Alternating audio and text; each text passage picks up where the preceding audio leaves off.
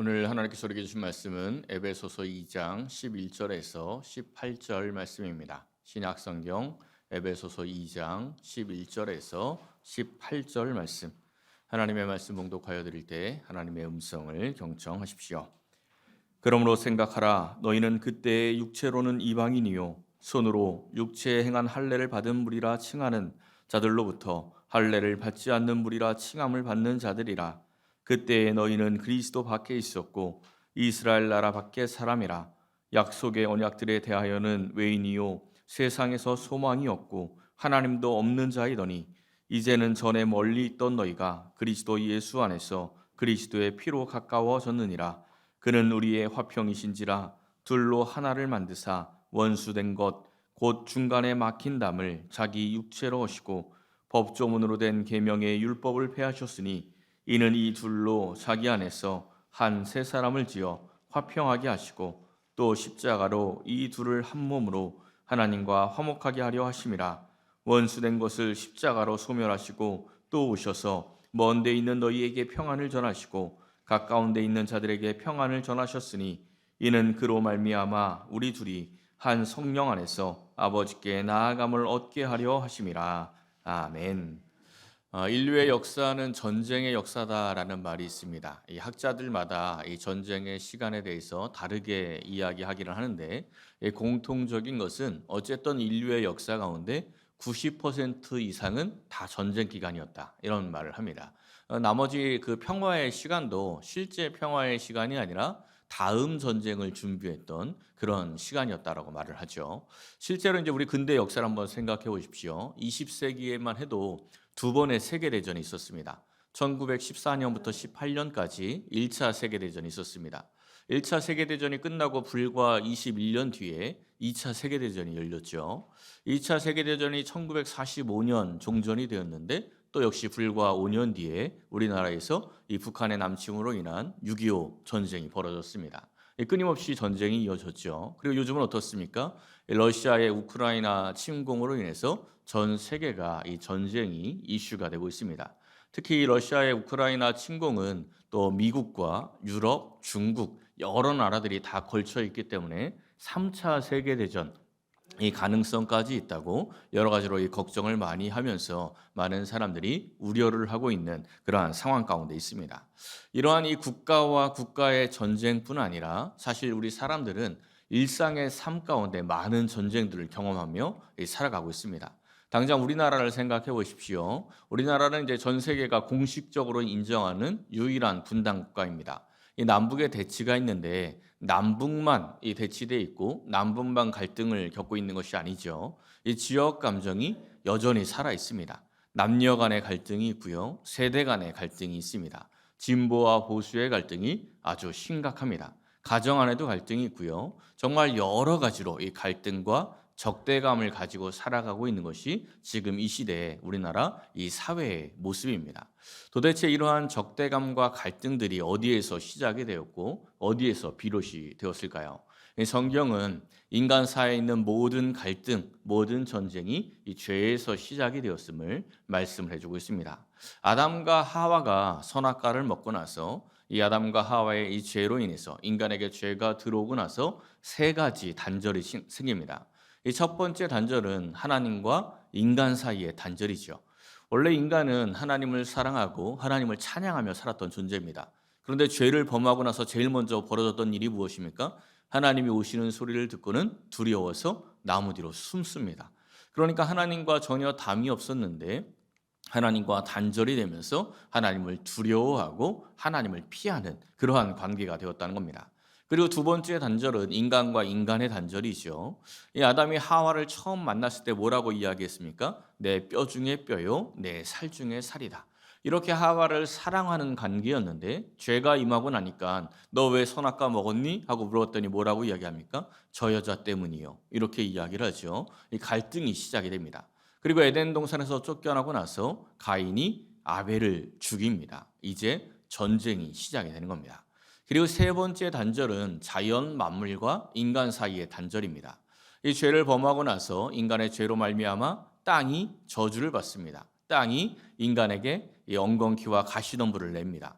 그러니까 하나님께서 이 누리고 다스리라고 주신 이 자연 만물이 인간과 적대의 관계가 되었다라는 것입니다. 자연과 단절이 된 거죠. 결국 이 죄로 인해서 하나님과 막힌 담이 생겼고 인간과 인간 사이에도 담이 생겼고 인간과 자연 만물 사이에도 담이 생겼습니다. 이러한 담의 문제, 이러한 단절의 문제를 우리가 어떻게 해결할 수 있을까요? 오늘 본문 14절 말씀을 한번 보십시오. 둘로 하나를 만드사 중간에 막힌 담을 자기 육체로 허시고. 아멘. 예수님께서 바로 이 막힌 담을 헐어 주십니다. 무엇으로 하셨습니까? 자기 육체로. 예수님의 육체로 이 막힌 담을 하셨다라고 말씀하고 있습니다. 오늘 이 본문에 가장 많이 나오는 단어는 평화, 화평, 또 평안이라고 번역이 된 에이레네라는 단어입니다. 우리말은 이 번역의 단어가 좀 다르게 번역이 되어 있지만 다 같은 단어예요. 이 화평이라는 단어가 가장 많이 나오고 있습니다. 오늘 이 예수님께서 이 땅에 오셔서 십자가로 이루신 화평에 대한 말씀이 바로 이 오늘 본문의 가장 중요한 주제임을 우리가 알 수 있습니다. 사랑하는 성도 여러분, 오늘은 사순절 첫 번째 주일입니다. 오늘 말씀을 상고하며 전쟁이 끊이지 않는 이 세상 속에서 예수님께서 십자가로 이루신 그 화평을 깨닫고 그 평안을 삶 가운데 누리며 또한 세상에 전달하시는 복된 신앙인들이 되시기를 예수님의 이름으로 간절히 축원합니다. 먼저 우리가 반드시 알아야 할 것은 예수님께서 이 땅에 오신 목적이 바로 이 화평을 위해 오신 것이다라는 것입니다. 이 성경의 내용을 간단하게 요약을 해서 구약을 오실 메시아 그리고 신약을 오신 메시아 이렇게 이야기를 합니다. 이 구약 성경은 오실 메시아에 대한 예언이고 신약 성경은 오신 예수님에 대한 말씀이다. 이러한 이야기예요. 구약을 보면 오실 메시아 예수님에 대한 예언이 아주 많이 기록이 되어 있습니다. 그 가운데에서도 특별히 우리 예수님에 대해서 아주 구체적으로 예언을 해서 복음서에서도 많이 인용이 되는 그러한 성경이 있습니다. 이 스가랴서와 이사야서입니다. 먼저 이 스가랴서에 있는 말씀을 한번 보세요. 9장 9절에서 10절. 이 말씀은 나귀 새끼를 타고 예루살렘에 입성하신 그 예수님을 예언한 말씀입니다. 보라, 내 왕이 내게 임하시라니 그는 공의로우시며 구원을 베푸시며 겸손하여서 나귀를 타시나니 나귀의 작은 것 곧 나귀 새끼니라. 자, 그가 오셔서 무엇을 하십니까? 에브라임의 병거와 예루살렘의 말을 끊겠고 전쟁하는 활도 끊으리니 그가 이방 사람에게 화평을 전할 것이다. 자, 예수님이 오신 목적이 뭐라는 거죠? 전쟁을 끊고 화평을 전하는 것. 근데 현실적으로 생각해 보면 이 말씀이 이 예언이 좀 이상한 말씀입니다. 이 스가랴서를 보면 이 예언이 있기 전에 이방 나라의 심판에 대한 말씀이 계속 이어집니다. 근데 그 심판당할 이방 나라들은 말도 있고 병거도 있습니다. 든든한 요새도 있어요. 또 은과 금도 아주 풍부한 나라들입니다. 그럼 이러한 나라들을 물리치고 이러한 나라들을 심판을 하고 이스라엘을 이 화평한 나라로 만들려면 어떤 왕이 와야 합니까? 힘이 있는 왕이 와야죠. 이 세상은 힘이 있어야 평화도 누릴 수 있는 겁니다. 우크라이나가 지금 이러한 고난을 당하고 있는 이유가 뭐예요? 힘이 없기 때문에 아닙니까? 힘이 없으면 평화도 누릴 수가 없는 거죠. 그런데 이스라엘을 화평의 나라로 이 전쟁 모든 전쟁을 다 끊어버리고 이 화평의 나라로 만들겠다는 그 왕이 오시는데 어떻게 오셨다고요? 나귀를 타고 나귀 새끼를 타고 오셨다 이렇게 말씀합니다. 나귀 새끼를 타고 이 땅에 오셔서 이 전쟁을 어떻게 끊을 수 있습니까? 나귀 새끼를 타고 와서 뭘 할 수 있겠습니까?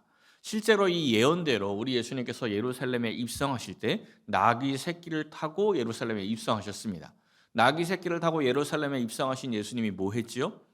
예루살렘 성전에 들어가셔서 하셨던 일은 이 성전 바깥에서 이 짐승들, 이 재물들을 팔고 있었던 상인들을 내어 쫓으신 일입니다. 성전 정화죠. 성전 정화를 하셨어요. 처음에 한 일은 이제 뭔가 좀 일어나려나 보다 이런 생각을 할 수 있는데 성전 정화를 하시고 나서 그 뒤에 어떤 일이 있었습니까? 얼마 지나지 않아서 붙들리십니다. 잡히시고 그리고 힘없이 십자가에 달리셨습니다. 사실 나귀 새끼를 타고 들어서 할 수 있는 일이라고는 별로 없어요. 그런 일밖에 없는 거죠. 그런데 스가랴서는 바로 이 일을 통해서 화평이 이루어질 것을 함께 예언했습니다. 이 말씀 바로 뒤에 있는 말씀을 세 번역으로 한번 보세요. 너에게는 특별히 너와 나 사이에 피로 맺은 언약이 있으니 사로잡힌 내 백성을 내가 물 없는 구덩이에서 건져낼 것이다. 나귀 새끼를 타고 온 왕이 이스라엘 백성과 피로 언약을 맺고 그들을 구원할 것이다 라는 말씀이 함께 예언이 되어 있습니다.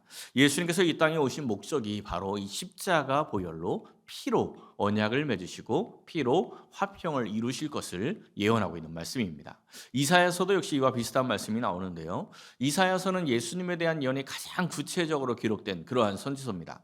이사야서 11장을 보면 6절에서 8절이 예수님이 오셨을 때 마침내 이루어질 나라에 대해서 그 모습이 어떤지 말씀해 주고 있는데 6절에서 8절 말씀 한번 보세요. 그때, 그러니까 메시아가 올 그때 이리가 어린 양과 함께 산다. 표범이 어린 염소와 함께 눕고 송아지와 어린 사자와 살찐 짐승이 함께 있고 어린아이의 손에 이끌리고 암소와 곰이 함께 먹고 그 암소와 곰의 새끼들이 함께 어울리며 사자는 소처럼 풀을 먹고 독사굴에 어린이가 장난치는 일이 일어난다라고 말씀하고 있습니다. 이게 어떤 말씀이에요?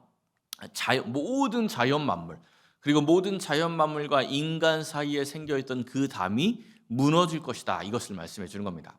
사람 사이의 전쟁만 끝나는 게 아니라 이 자연 만물과의 적대 관계까지도 예수님이 오시면 다 끝이 날 것이다. 이것을 예언해 주고 있는 겁니다.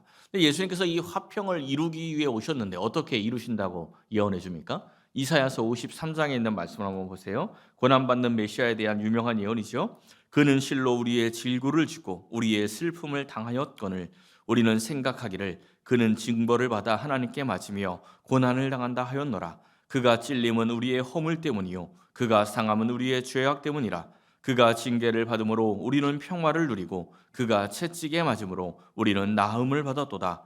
우리는 다 양 같아서 그릇 행하여 각기 제 길로 갔거늘 여호와께서는 우리 모두의 죄악을 그에게 담당시키셨도다. 아멘. 우리의 모든 죄악을 예수님께 담당시키셔서 예수님께서 십자가의 피를 흘리시면서 우리에게 화평을 이루어 주셨다라는 겁니다. 그러면 예수님께서 이 땅에 화평 때문에 오셨는데 우리에게 이루어 주신 화평이 무엇인지 우리가 또한 알아야 합니다.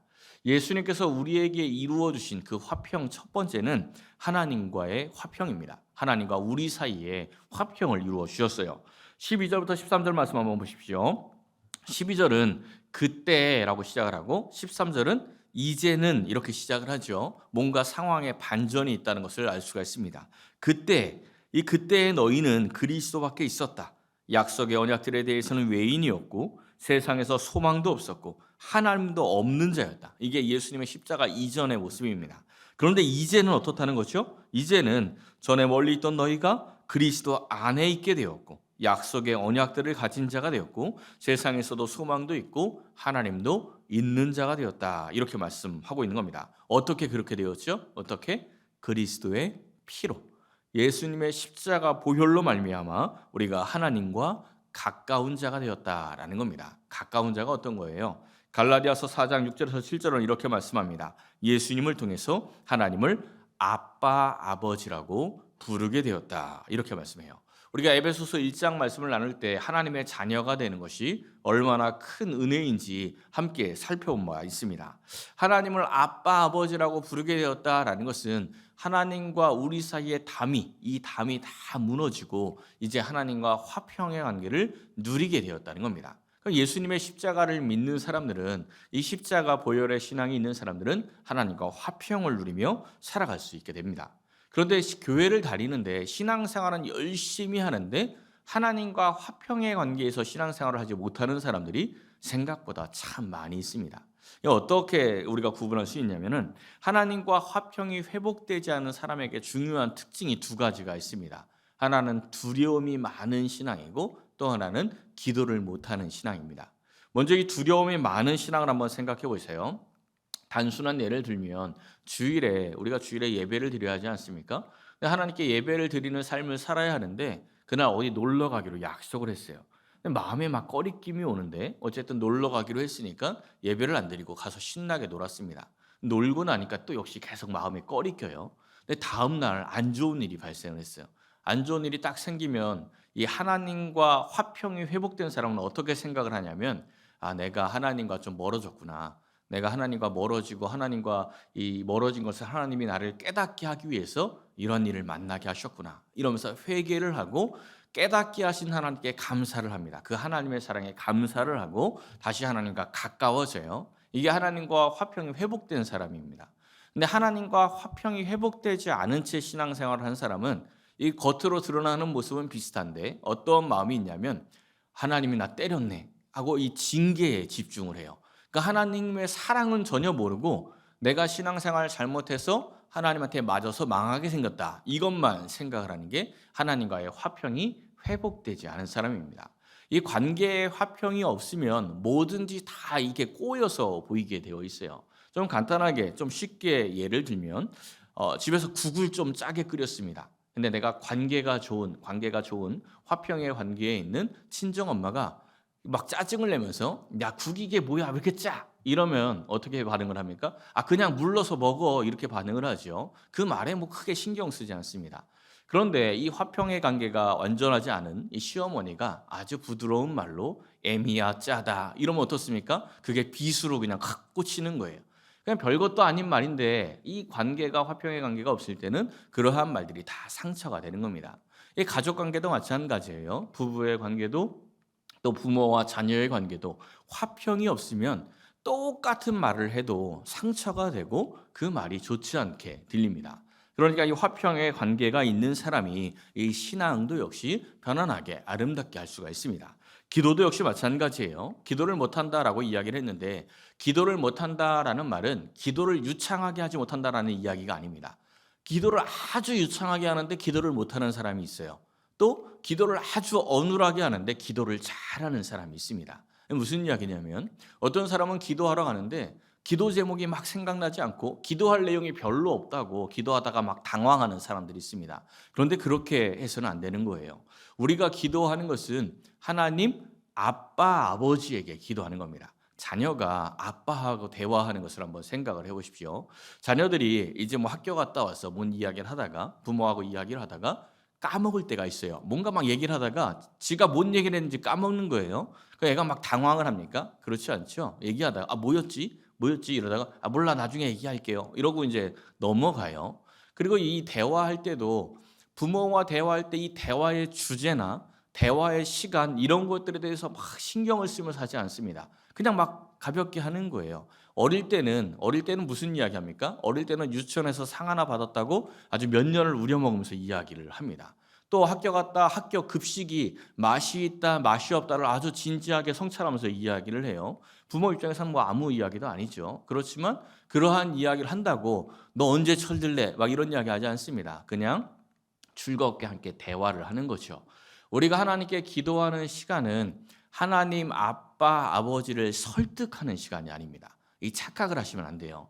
하나님을 설득하거나 하나님께 보고하는 시간이 아닙니다. 내가 하나님을 아빠 아버지라고 부르는 그 화평의 관계 속에서 하나님과 교제하는 거예요. 하나님과 사랑을 나누는 시간, 편안한 시간입니다. 기도하다 말이 막히면 어떻습니까? 기도하다 기도 제목이 생각이 안 나면 어떻습니까? 그냥 하나님과 편안하게 교제를 하고 편안하게 기도하고 하나님 앞에 앉아있는 그 시간 자체가 우리에게 기도의 시간이고 하나님이 기뻐하는 그러한 시간이라는 겁니다. 그게 하나님과 화평이 회복된 자의 기도라는 것입니다. 그것을 우리가 기억을 해야 합니다. 항상 사랑으로 편안하게 하나님께 나아가시기를 소원합니다.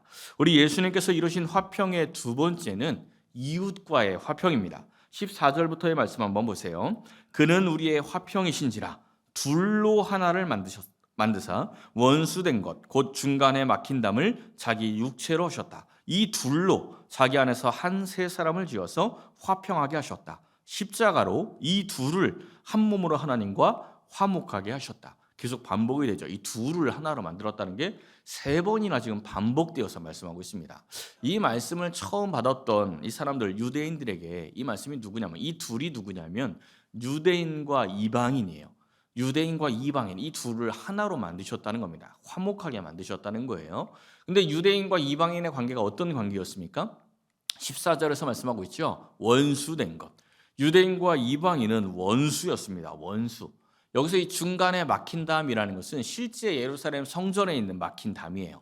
이 예루살렘 성전의 구조가 어떠냐면 지성소가 있고 지성소 앞에 제사장들만 들어갈 수 있는 제사장의 뜰이 있습니다. 그리고 이 제사장의 뜰 벽 너머에는 유대인의 뜰이 있어요. 유대인만 들어오는데 유대인 남성만 들어올 수 있어요. 그 유대인 남성의 뜰, 유대인의 뜰이 있어요. 그리고 유대인 뜰 요 벽 너머에 또 뭐가 있냐면 여인의 뜰이 있습니다. 여기는 유대인 여성들까지 들어올 수 있는 뜰이에요. 여기까지는 이 성전 이 바닥 높이가 똑같아요.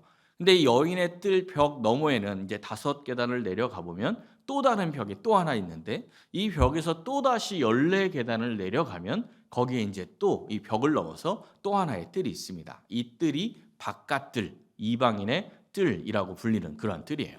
근데 이 벽마다 뭐가 써 있냐면 이방인들 들어오면 죽어 이런 말이 써 있어요.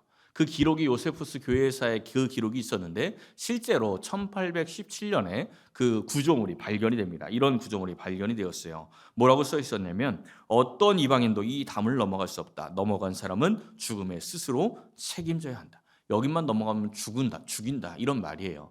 그만큼 이방인들은 아예 성전 가까이 올 수도 없게 그렇게 만들었습니다. 이 이방인의 뜰이 복음서에 이제 몇 번 등장을 해요. 어디서 처음 등장을 하냐면 예수님께서 성전 정화를 할 때 이 동물들 팔던 자리 있죠. 그 자리가 이방인의 뜰입니다.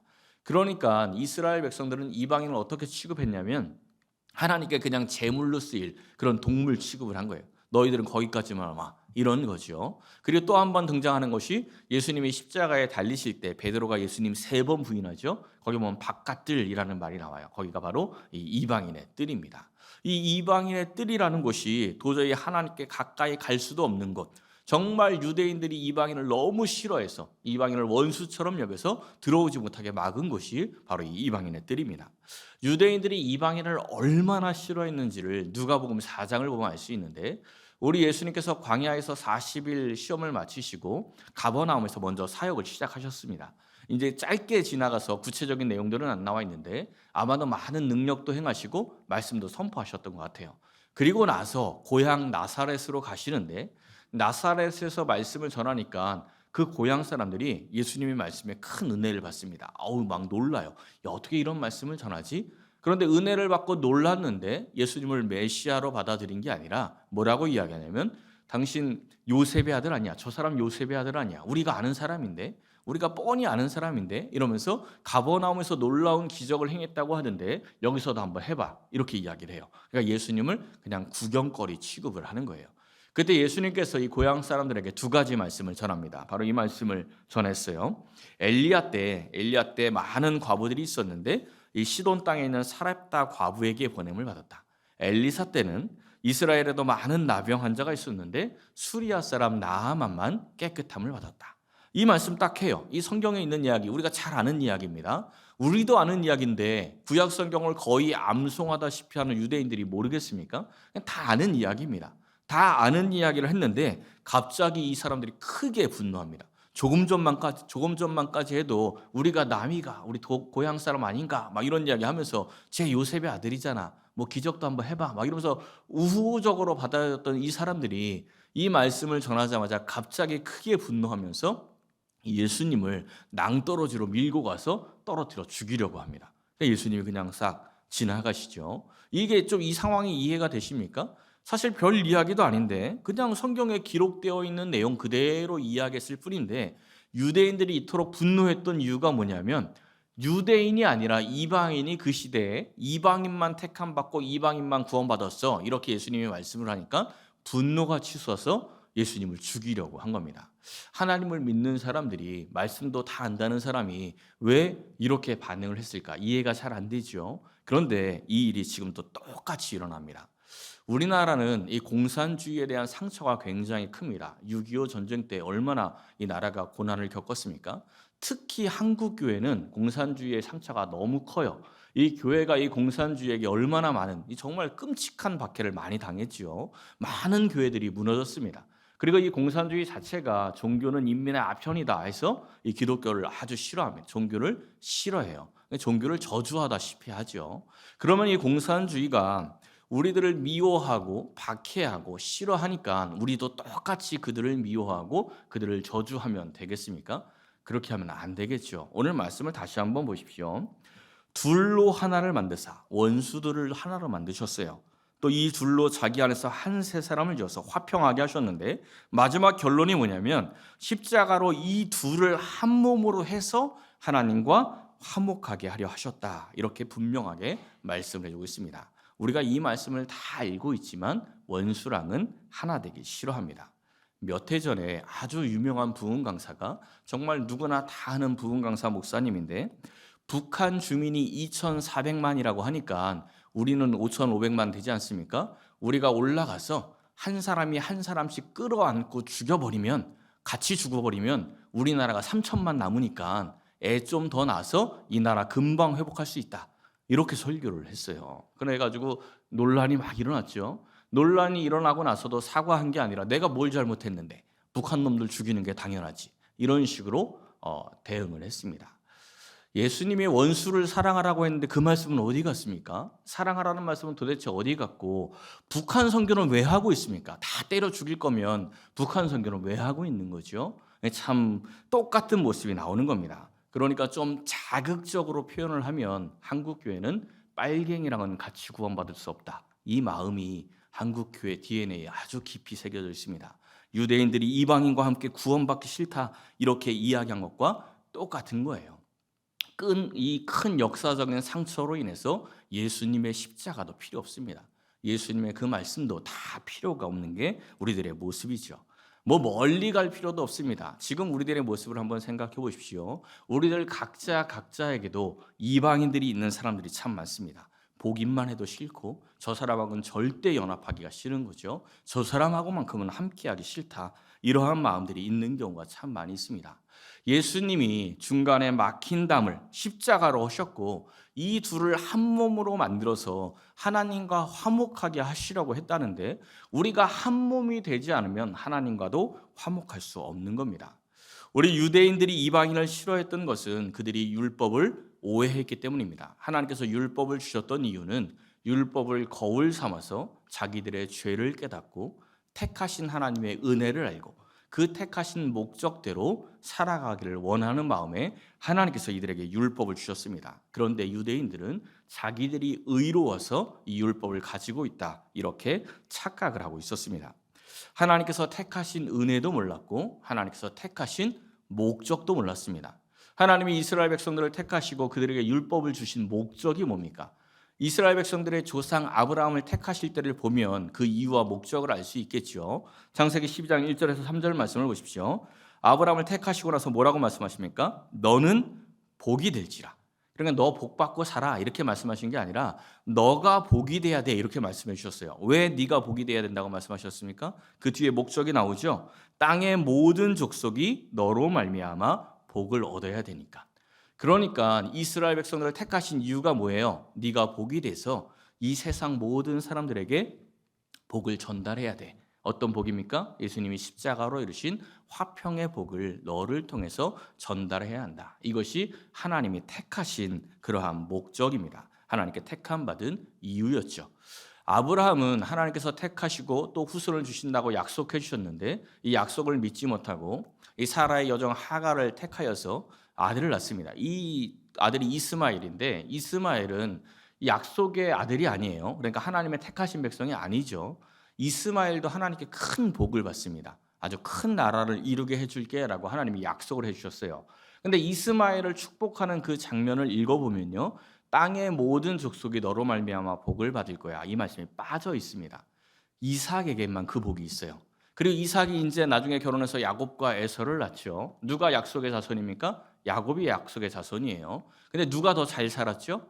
에서가 더 잘 살았죠. 에서는 막 400의 군사를 이끌고 야곱에게 와서 야곱이 막 벌벌 떨지 않습니까? 에서도 큰 복을 받고 살았습니다. 근데 에서의 복 받는 장면에는 땅의 모든 족속이 너로 말미암아 복 받을 거야. 이 말씀이 없어요. 누구에게만 있습니까? 야곱에게만. 야곱에게만 땅의 모든 족속이 너로 말미암아 복을 받을 것이야. 이렇게 말씀해 줍니다. 그게 무슨 이야기입니까? 하나님의 택하신 백성들에게 주어진 사명, 그것은 땅의 모든 족속이 너로 말미암아 복을 받아야 돼. 좀 더 쉽게 이야기하면 교회 다니는 너로 말미암아 너 주변에 있는 사람들이 복을 받아야 돼. 너 주변에 있는 사람들이 화평을 누려야 돼. 이것이 하나님이 우리를 택하신 목적이라는 겁니다. 고린도서 5장 18절에서 19절 말씀 보십시오. 올해 우리 교회 표어입니다. 올해 우리 교회 표어죠. 그리스도로 말미암아 우리를 하나님과 화목하게 하셨다. 그리고 우리에게 화목하게 하는 직분을 주셨다. 화목하게 하는 사명을 주셨다는 겁니다. 그리고 19절을 보면 하나님께서 세상을 자기와 화목하게 하시는데 그들의 죄를 그들에게 돌리지 않으셨어요. 그리고 화목하게 하는 말씀을 우리에게 부탁을 하셨습니다. 여러분 이렇게 살아가고 계십니까? 이렇게 말씀해 주셨는데 우리는 그들의 죄를 그들에게 얼마나 열심히 돌립니까? 저 나쁜 놈들, 저것들은 다 죽어야 돼. 저것들은 교회와 함께 할 수 없어. 이런 생각들 얼마나 많이 가지십니까? 하나님이 그들의 죄를 그들에게 돌리지 않기 위해서 십자가를 지셨다고 이야기하시고 그들에게 화목하게 하는 말씀을 전하라고 우리에게 부탁까지 하셨는데 얼마나 열심히 세상에 담을 쌓고 얼마나 열심히 이 세상의 죄를 돌리며 살아가고 있습니까? 얼마나 열심히 화평을 깨며 살아가고 있습니까? 왜 이방인과의 화평이 이루어지지 않습니까? 우리가 지금까지 살펴보았던 내용, 본질상 진노의 자녀였고 허물과 죄로 죽었던 자이다. 이 말씀을 잊어버렸기 때문입니다. 그러니까 예수님 시대의 유대인들처럼 유대인들이 나는 의롭고 이방인들은 지옥의 땔감이니까 이방인과 함께 구원받을 수 없어 이렇게 생각했던 것처럼 우리도 우리의 마음속 깊이 교회 다니는 나는 의인이고 저 세상 것들 저 악한 것들은 다 지옥 땔감들이기에 저들과는 함께 구원받을 수 없다. 그 마음이 우리 안에 숨겨져 있는 겁니다. 그러니 화평을 전달할 수 없는 거죠. 며칠 전에 이런 기사가 하나 올라왔습니다. 항복한 러시아 군인이 이 우크라이나 주민들이 빵을 주고 따뜻한 홍차를 주니까 그거를 먹으면서 가족과 영상 통화를 하다가 펑펑 우는 장면입니다. 인터넷에 보시면 영상도 이 짧은 영상도 있어요. 그 영상을 보면 이 아주 큰 이 청년이 러시아 청년이 계속 웁니다. 계속 울어요. 왜 계속 울을까요? 서로를 죽여야 하는 전쟁터에서 우크라이나 주민의 입장에서는 나를 죽이러 온 사람입니다. 비록 항복했지만 서로를 죽이는 전쟁터에서 나를 죽이러 온 사람에게 따뜻한 차를 대접을 하고 빵을 주고 가족과 영상통화를 해주게 하는 그러한 그 사랑에 감동해서 이 청년이 울고 있는 겁니다. 바로 이곳이 화평이 이루어지는 장소이고 바로 이것이 우리가 해야 할 일입니다. 우리가 해야 할 일이 바로 이러한 일이라는 거죠. 여러분들에게 이방인은 누구입니까? 함께하기 싫고 인정하기도 싫고 사랑하기도 싫은 그러한 존재가 누가 있습니까?